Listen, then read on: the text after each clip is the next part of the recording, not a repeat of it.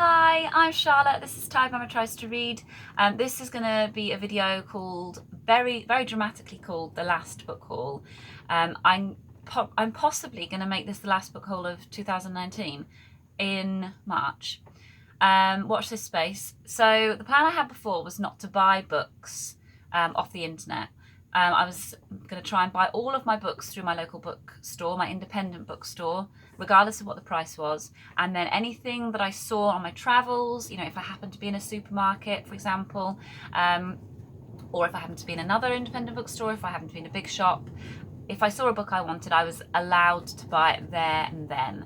But I wasn't to seek out a book for its, you know, for a cheap version of it. And I certainly wasn't allowed to do internet orders. Completely went wrong. I've spent a ridiculous amount of money on books in the last month as well, especially. And I've been buying lots of books that I didn't necessarily want as much as others. So I'm going to talk about that in a different video. I'm going to talk to you now through the stack of, is it 12, 13 books? We'll start with one that I have wanted for ages. This is called The Hidden Life of Trees by Peter wohlleben.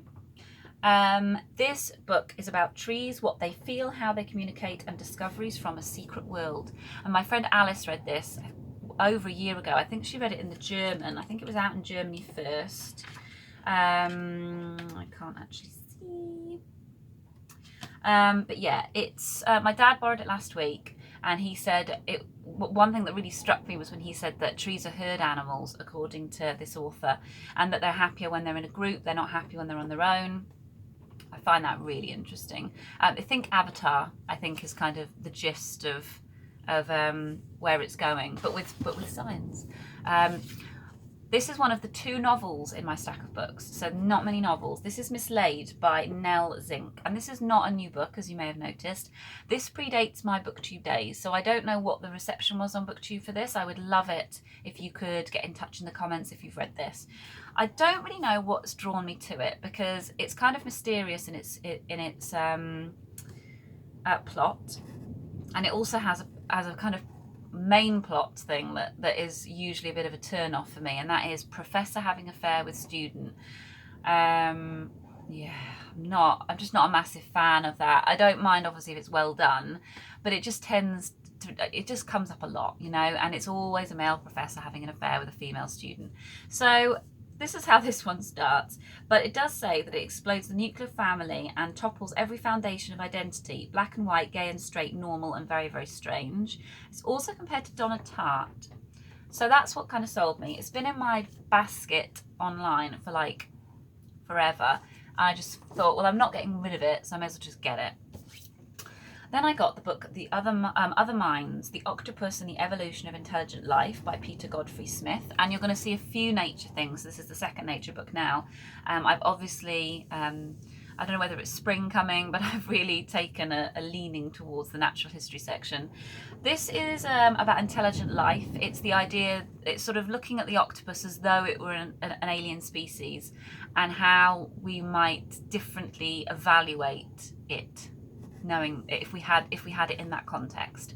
So I think there's a tendency on this planet to definitely take things for granted, and certainly to take animals for granted. I think if we came across like a beetle on Mars, we'd spend an awful lot more money and time and thoughts on that beetle than we would the millions of animals that we've got walking around us right now. You know, there's looking out on my window, and there's just a whole ecosystem out there of bugs and whatnot, and then you've got rabbits and foxes and things like that, and I just think we don't really understand them well enough. So I'm happy to have a book about an octopus. I did actually get 2 books. My dad has the other one at the moment, so yeah, went a bit purchase crazy.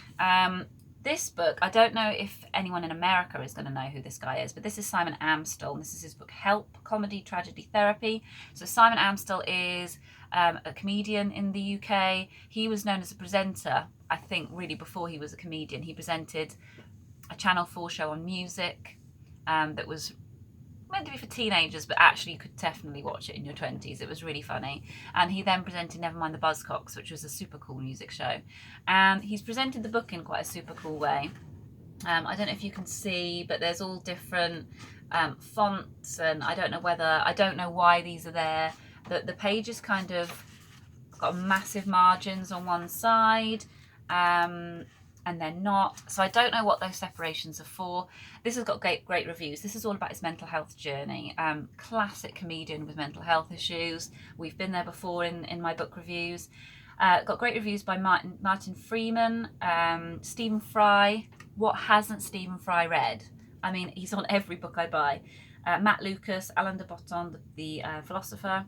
Yeah. This was a supermarket buy, The Language of Kindness, A Nurse's Story by Christie Watson. And this is an example of something I wouldn't have bought if it hadn't been £4, which is half price basically. I will be reading it because, you know, I've almost made more of an effort to read my supermarket buys because I know full well when I've been buying them, they're not the sort of thing that I would normally have picked up. And so I want to sort of justify that purchase, even though I spent less money on it. And even though there's books I'd actually rather read elsewhere in my library. So, you know, look at that, if you will. This is about the story of Christie Watson and her experience working as a nurse for 20 years for the NHS. There are a lot of books like this out in the UK at the moment about doctors' experiences, about trainee doctors' experiences, about surgeons. This is the first one I've seen about a nurse. Probably there are others, but this is the first one I've seen.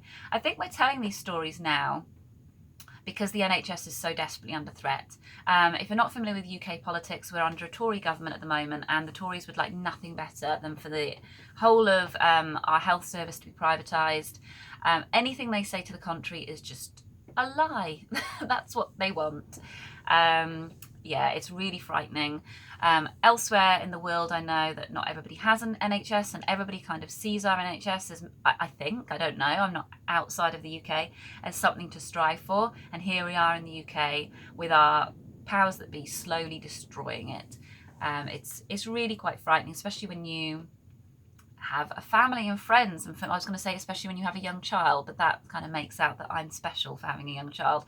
If you have anybody you love, it's just frightening. So I'm interested to read her story. She also looks great. I don't know if you can, just really, I'm going to try and move this as close as I can.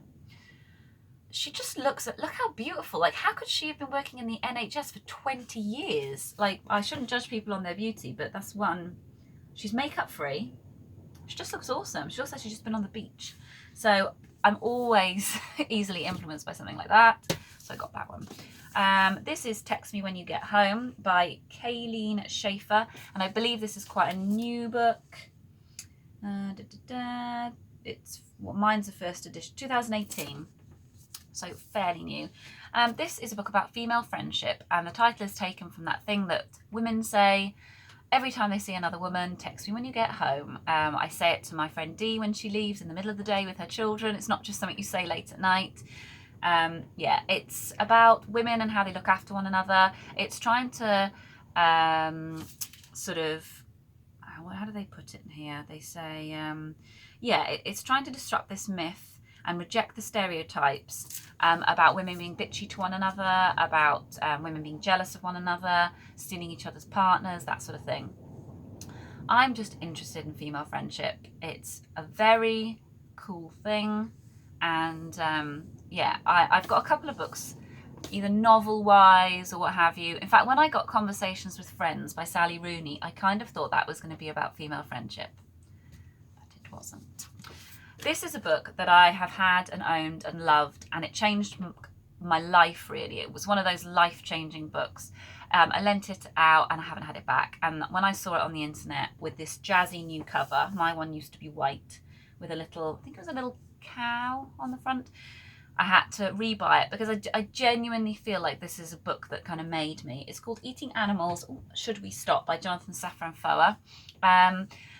Please don't think that this doesn't apply to you if you're not vegetarian and you don't plan on being vegetarian. It's really interesting in just the fact that it talks about the impact that that eating animals has on humans, and not in a health perspective, which is what we're really used to now in the media. Everyone's going vegan for their health, blah, blah, blah. This talks about, a lot of the time, the effect that it has on the people that are killing the animals that are then being eaten. So I found that very interesting. I grew up on a small holding, so we raised and slaughtered our own animals, and we didn't just pack them off to the butcher because we didn't have 100 sheep. We had like 2. So we did it on site. My dad was often the one who had to do the butchering and the killing. Me and my sister would help for the butchering aspects. You know, we would organise pigs' trotters and stuff like that. It's quite traumatic, the memories that I have, mostly because they're not traumatic memories. At the time it seemed quite normal. We were deeply upset by the death of each animal, but we very quickly disassociated the carcass with the animal that we had very, very recently been crying over and begging our dad not to slaughter. I could talk about this for a long time because it's a really, really interesting issue. I became vegetarian when I was 15. I became vegan when I was 29, 30. And I'm 36 in a couple of weeks, and I'm 95% vegan. The 5% is absolutely my responsibility and it needs to change.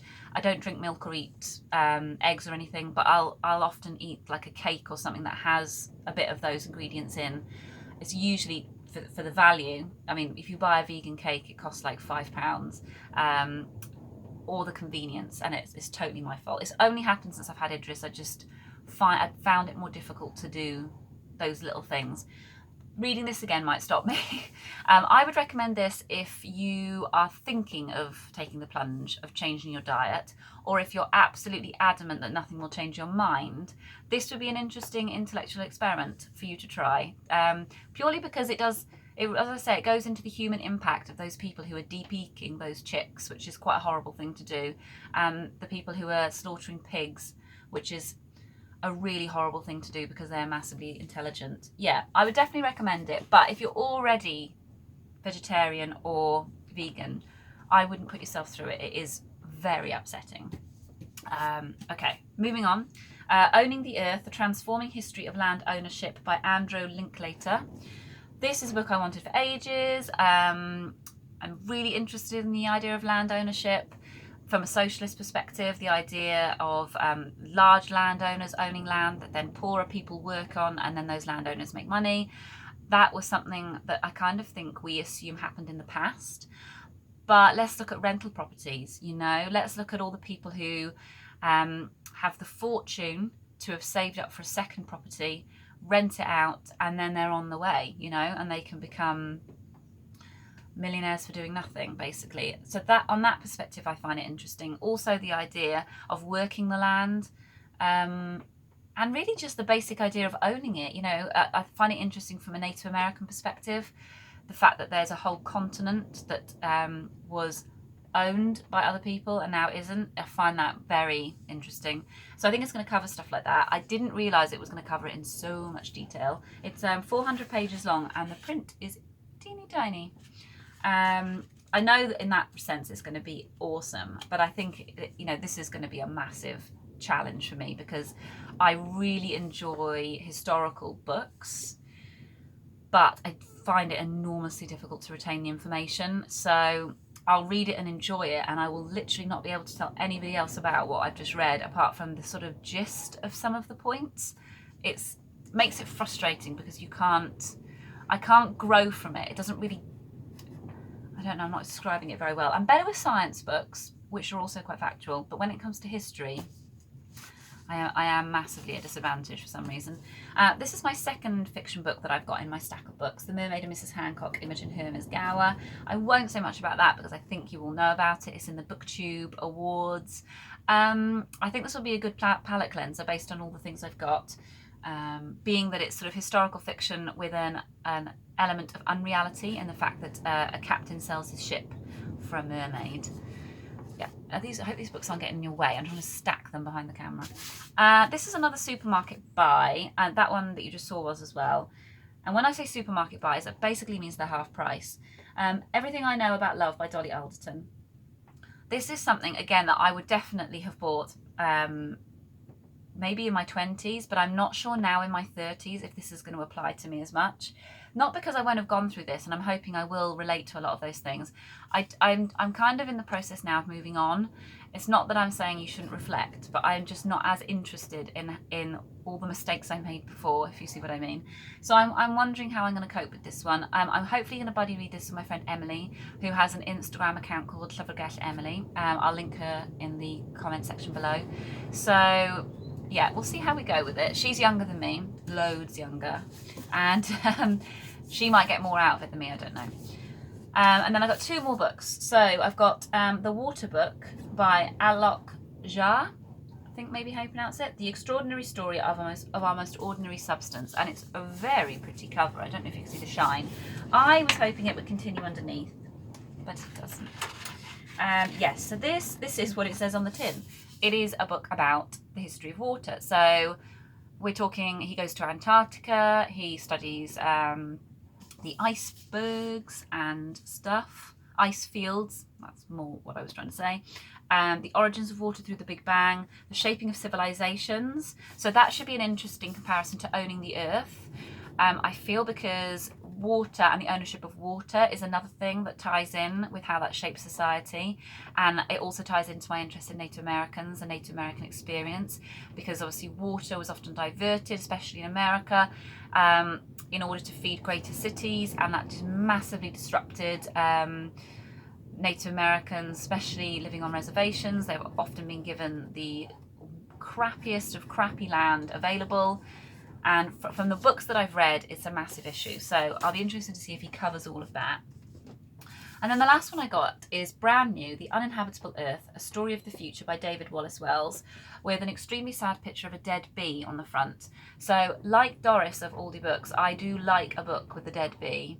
Not with a dead bee, with a live bee. This is sad that it's got a dead bee. Sorry about that. This is why you should have... I've stopped drinking coffee since I was ill last week. So, like, complete... Like, I had given up caffeine, but then I was really enjoying the odd filter coffee. And I've just stopped that. So, yeah, it's taking its toll. This is a book that is going to massively bum me out. And I'm actually quite a little bit scared of reading it. I think I might well just get it over with in the next month. Because I think it's going to be up there with Naomi Klein, whose book I never actually finished because I found it quite distressing.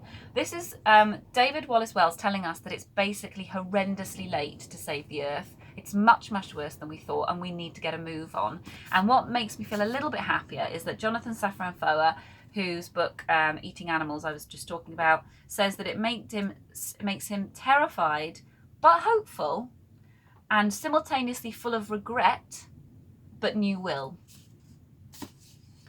So I'm hoping that that he's not wrong with that. So those are my books, and I don't need any other books. I'm going to talk about books a little bit in the next video, and I'd love to join in a little chat about them. Let me know for now if you've got any of those, or if you've got any thoughts on the ones that I've chosen, or any other recommendations, because I can always get them from the library.